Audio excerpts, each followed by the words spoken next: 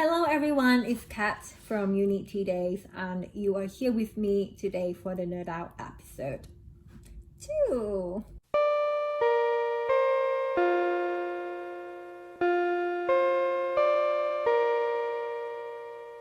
And today we're going to talk about anything that I've learned during my university. So I'm going to be talking about my undergrad degree and master degree.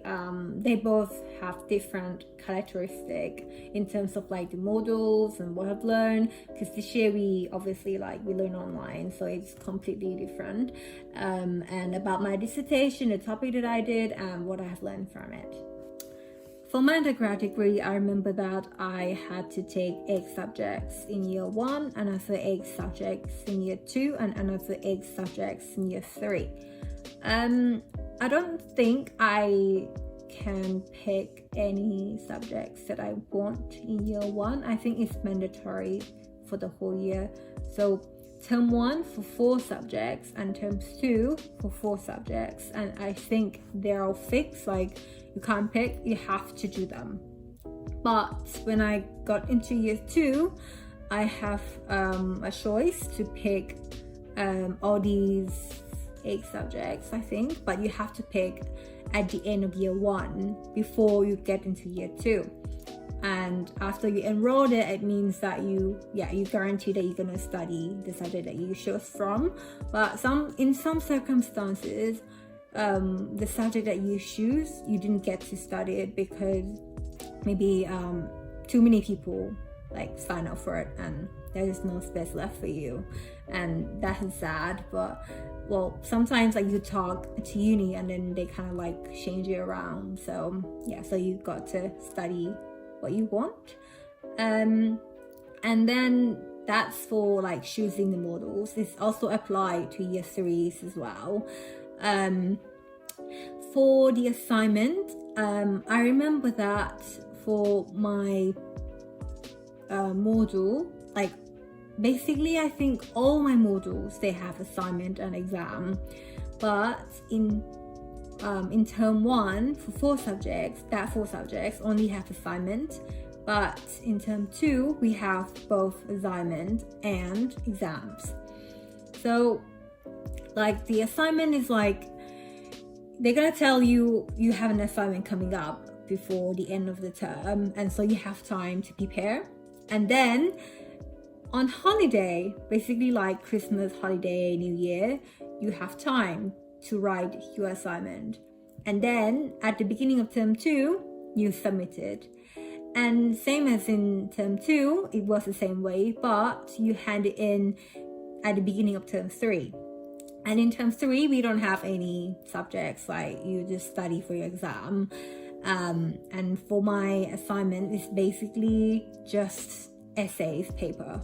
You write 3,000 words for each module, for each assignment.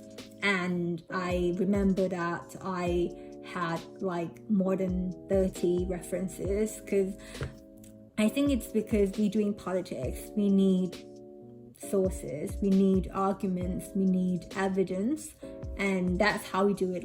We have to read a lot, we have to read from research articles, journals, books, and we take that piece of the idea or the main point that we summarize from that paper, and then we kind of paraphrase in our own words, because if you copy and paste, you're gonna be in trouble, because they're gonna mark you for the plagiarism, and it means that you it's not your work, you take someone else's work, copy and paste.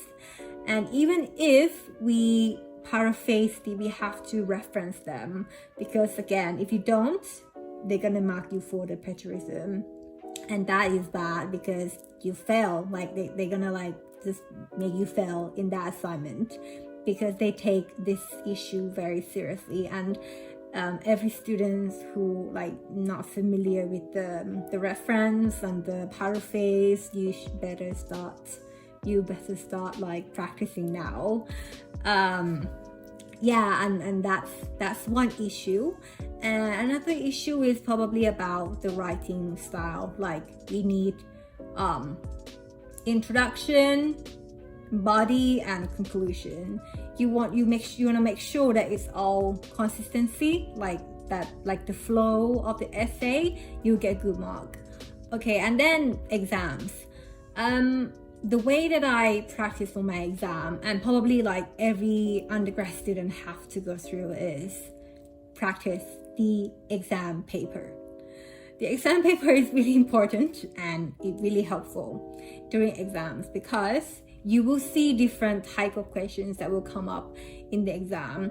Like for example, like you can get exam paper from 2012, from 2013, 14, 15, and then you will see like what kind of questions more likely to come up, and then you can practice for that, because it's like 70% possibility that it's gonna show up, and then you can practice for that, you can prepare for it, like, and then you can like you have to structure like in your head, like, okay, if this question come up, like what am I gonna write in there, what am I gonna include, and then kind of like start making an essay plan. And then once you have that essay plan, you can extend it, like you got a bullet, you can make it like a bullet point, like 10 plan on it in the real exam, and that really help so much. And I really recommend you guys doing it if you are like undergrad student.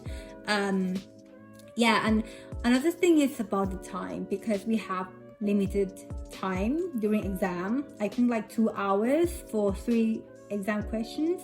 So the way that I did was I have 2 parts, like part A and part B. Part A is more like a short answers, so you have to pick 2 questions, and then part B is more like a longer essays, so you have to manage your time. For example, like if you have 2 hours, so maybe you can split it into like 30 minutes for short questions and an hour for the longer one.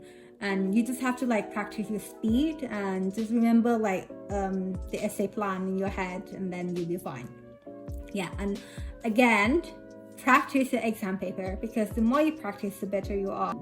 I've been talking a lot, and I hope that this video would help you guys.